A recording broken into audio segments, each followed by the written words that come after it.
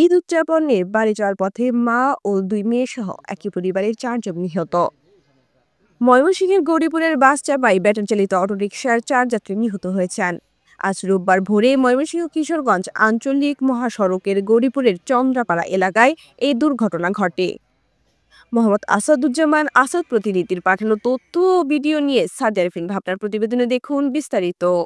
নিহত ব্যক্তিরা হলেন মুসাম্মদ কুলসুম বেগম, তার মেয়ে মুসাম্মদ দিলরুবা, রীতি আক্তার ও প্রীতি আক্তার।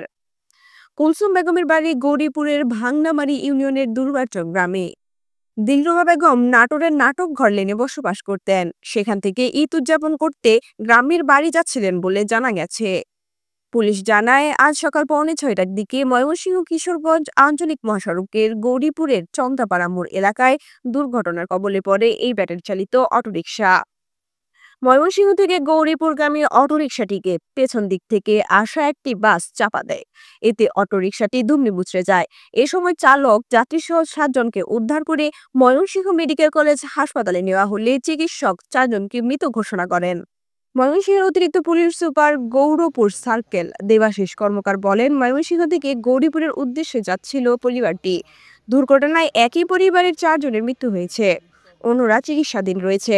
প্রয়োজনীয় আইনি পদক্ষেপ নেওয়া হচ্ছে।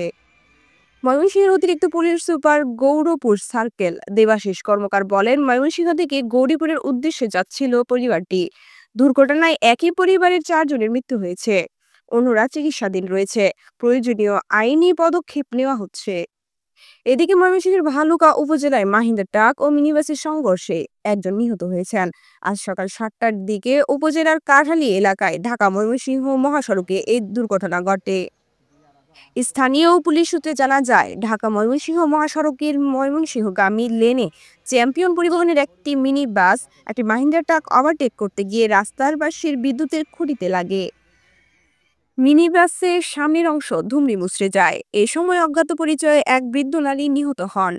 খবর পেয়ে ভালুকা মডেল থানা police, highway police, fire service ও সেনাবাহিনী এসে উদ্ধার কাজ করে। ভরাডোবা হাইওয়ে থানার ভারপ্রাপ্ত কর্মকর্তা জাহাঙ্গীর আলম জানান, সড়ক দুর্ঘটনায় একজন বৃদ্ধা নিহত হয়েছেন। আহত ব্যক্তির সংখ্যা নির্দিষ্ট করে বলা যাচ্ছে না। নিহত বৃদ্ধার পরিচয় শনাক্ত হয়নি।